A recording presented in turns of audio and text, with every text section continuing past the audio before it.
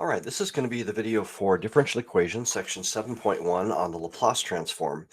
This first section and the first couple of sections here in the chapter will be a little bit of a diversion from differential equations to learn about a related topic, which we're going to quickly start using to solve differential equations.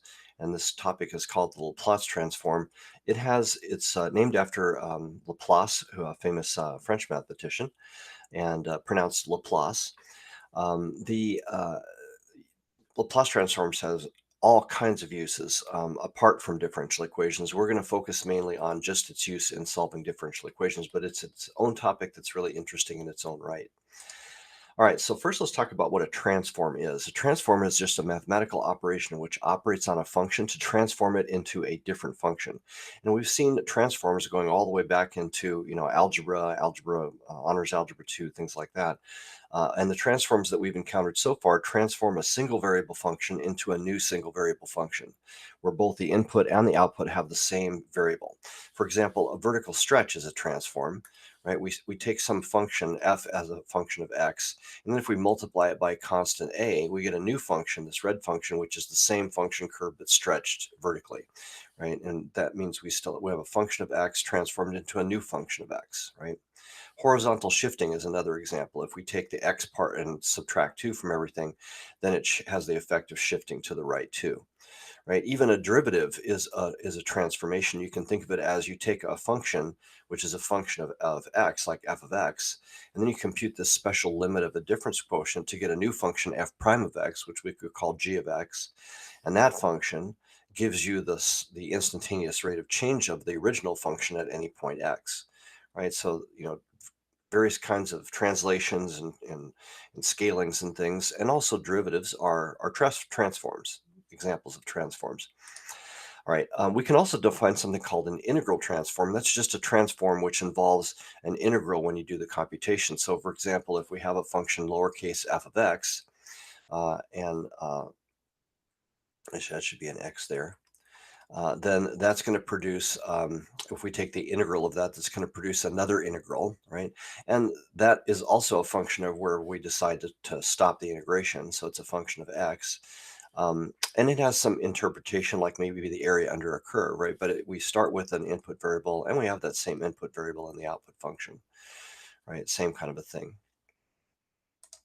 Okay, a transformation is called a linear transform if it's true that if you were to break the inputs into multiple terms separated by pluses and minuses, so you can consider each term its own function, if you can apply the transformation to each term individually and then add and subtract the results, like for example, the derivative works this way and the antiderivative works this way, then it's called a linear transformation because you can break terms you can break a function into subfunctions and then apply the integral on each one. And you can always linearly combine the results. So that's called a linear transformation if you're able to do that. Not all transforms have that property. And then we can now define something new, which we're going to call a multivariable function transform. And the idea here is that let's say we took a function which is a function of t as the input variable, f of t, but then we're going to do an integral transform by taking the integral from 0 to infinity of that. But first, we're going to multiply it by a multivariable function that could be a function of both s and t.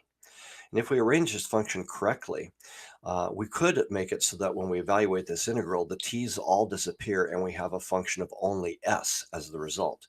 In other words, we could start with a function of just t, multiply it by some function which includes s and t, and when we do the integral, we could get a new function that now has the other variable s as its function variable. Okay, typically the convention is to go with the same letter as the original function except capitalized, right? And this is a multivariable function transform, and there are different kinds, but the one that we're going to focus on right now is called specifically the Laplace transform.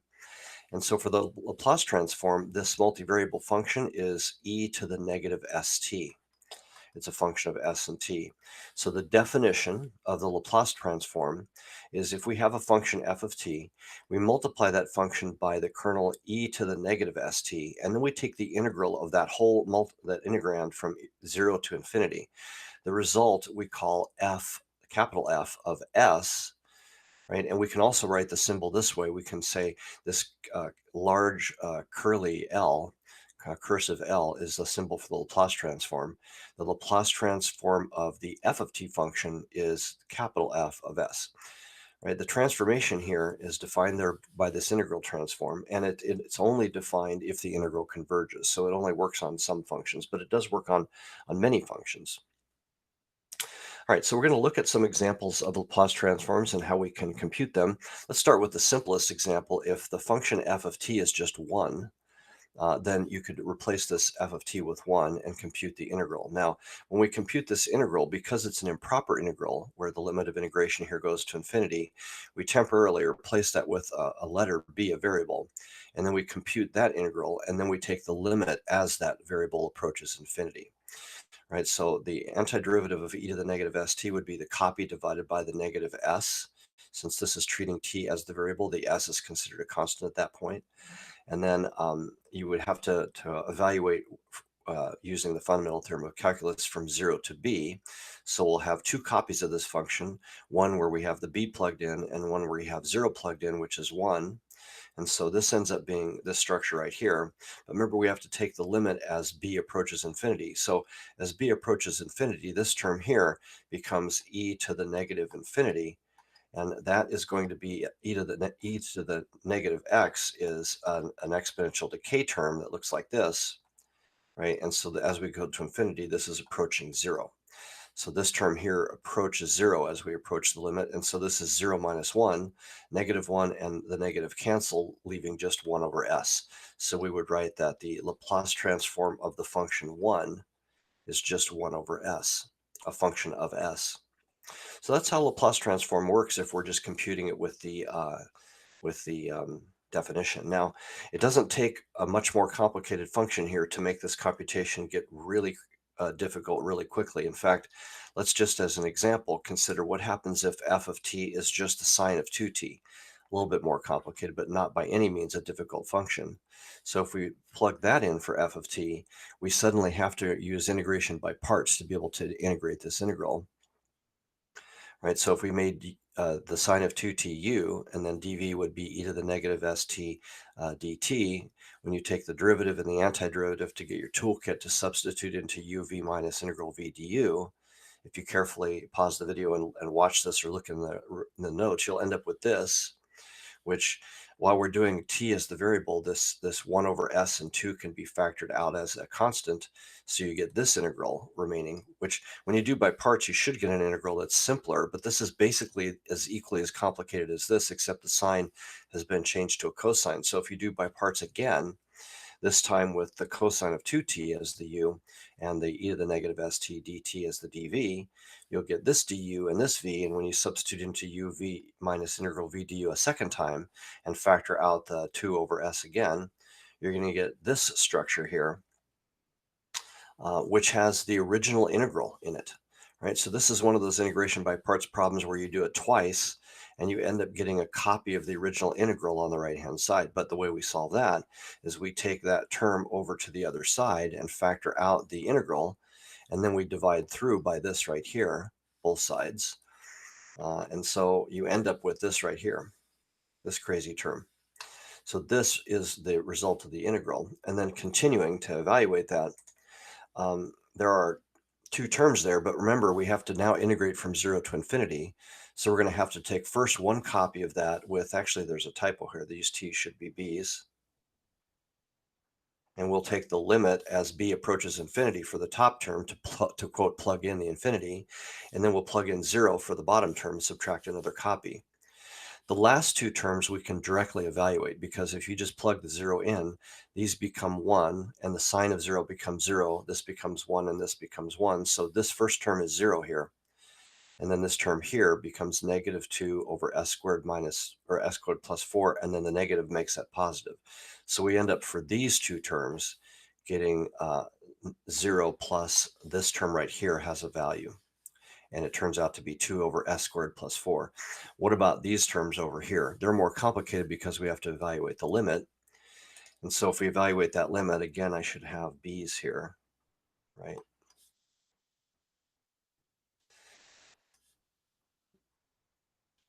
There we go. Okay, so if you just bring this e to the negative sb to the bottom and make it e to the positive sb and just move this on top, we've got some function here which doesn't have the b in it, and then we've got the part that does have the b that we're evaluating the limit for. So if you plug an infinity in here, the top of this part right here is sine of infinity, right, which is oscillating between -1 and 1 because it's a sine, but divided by e to the infinity, which means you have some number that's going between -1 and 1 divided by infinity. So this whole fraction here is approaching 0 as b gets larger. And the same thing is true over here.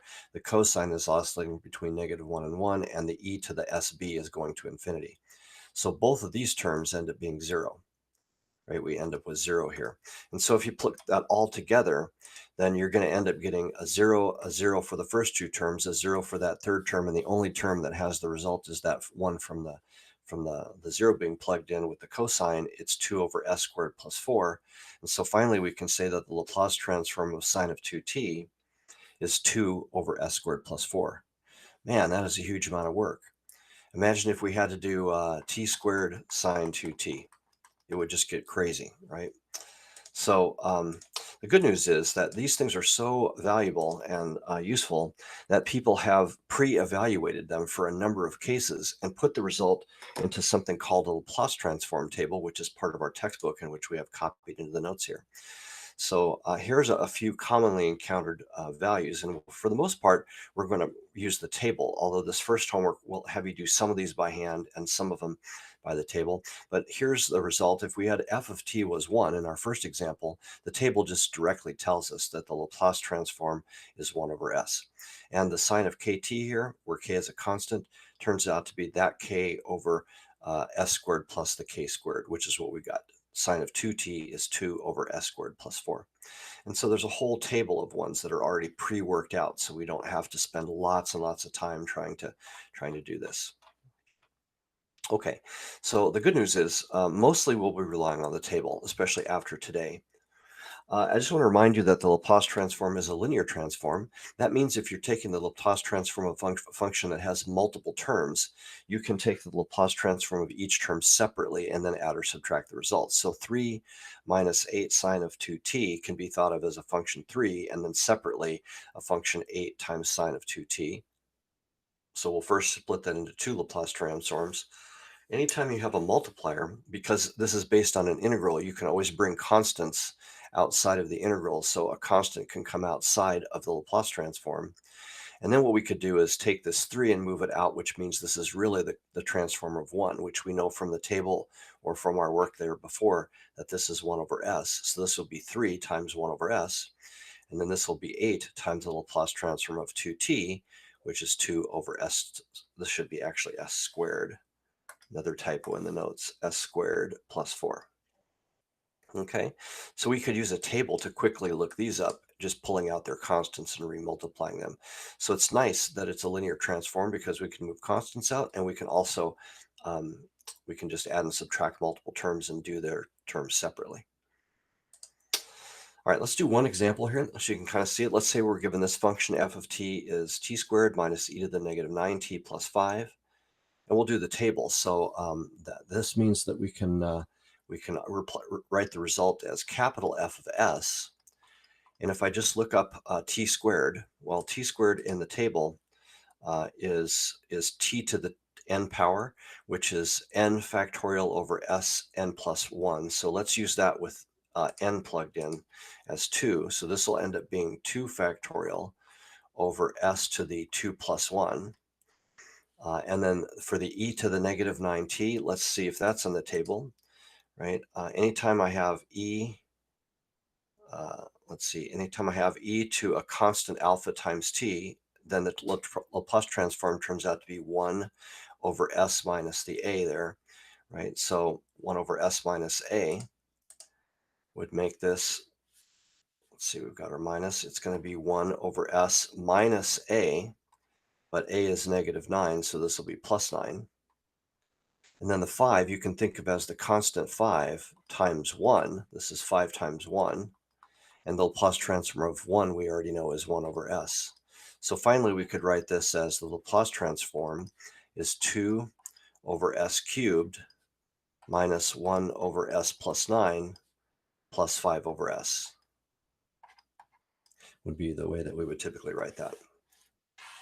Okay, and like I said, we'll learn more about why we need to do these Laplace transforms later. Right now, we're focusing on the fact that we can do the transforms.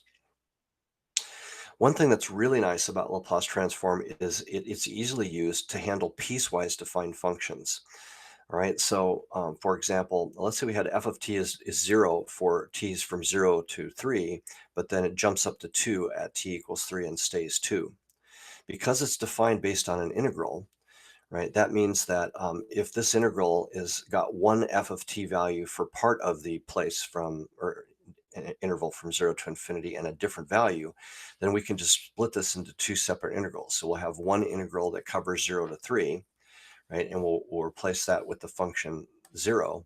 But then starting at 3 and going out to infinity, we will replace it with a 2, right? So now we're taking an integral of 0, which is 0, and an integral of this, you can bring the 2 outside and then use the limit and evaluate to end up getting that this is 2 over s times e to the negative t, and then that's for plugging in the 3. Let's look at this in more detail, right? We're going to have to do plug in t approaching infinity and plug in 3 into the antiderivative, which is the copy divided by negative s, so negative 1 over s times this.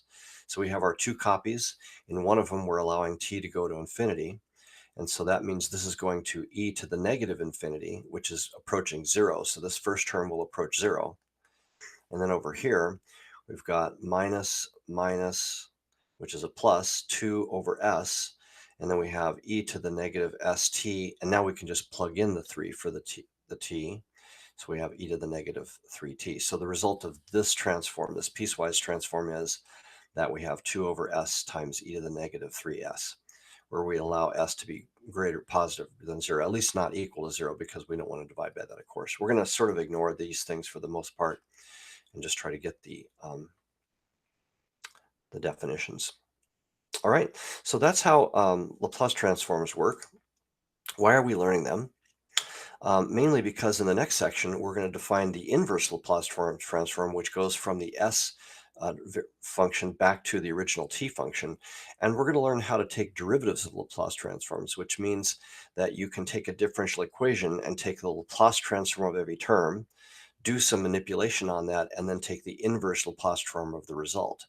Because what's going to turn out is when we take the derivatives of Laplace transforms, we're going to find that that produces an algebraic equation. So we'll be able to take the Laplace transform of a differential equation to convert all the derivatives into just equations which look like an algebra equation. Then we're going to be able to switch to algebra to solve the differential equation. And then when we're done, we'll take the inverse transform of the result to go back to the original equation form to get back to t. And another reason has to do with modeling. When we imagine things like a spring mass system that's driven by a driving function, we've been always using a driving function that has something like, say, a sine wave, right? That's assumed to kind of go forever, right? With our unit step function, we can, well, we're going to define a lot of things later that are going to allow us to say, well, what if we don't want this to imagine that this is going from negative infinity to infinity in time? What if I wanted to start it abruptly at 0 and it's 0 before then? Or what if I want to turn it on at some point in the future, like at t equals 2, which means I have a piecewise function? Well, we would have to have some way to deal with and take derivatives of that, and there's a discontinuity in the derivative at the abrupt change. The nice thing about the Laplace transform is it's going to allow us to model more complicated situations like this, where we're going to be able to effectively take the derivative by taking the derivative after we've done a Laplace transform. So it opens up the possibility of us having right-hand side driving functions in differential equations that are much more realistic. Okay. Okay, so when we do the homework tonight, I'm going to ask you to do the first two, 1 and 3, definitely completely by hand. And then the next one or two, maybe 11 and probably 13 as well, I would like for you to do them by hand first, but then use the table to verify your results. And then when you get to number 19 and beyond, just use the table only, right? Because it's getting too complicated. All right, so that's where we're going to stop this video here. That should be enough for you to do the homework from section 7.1.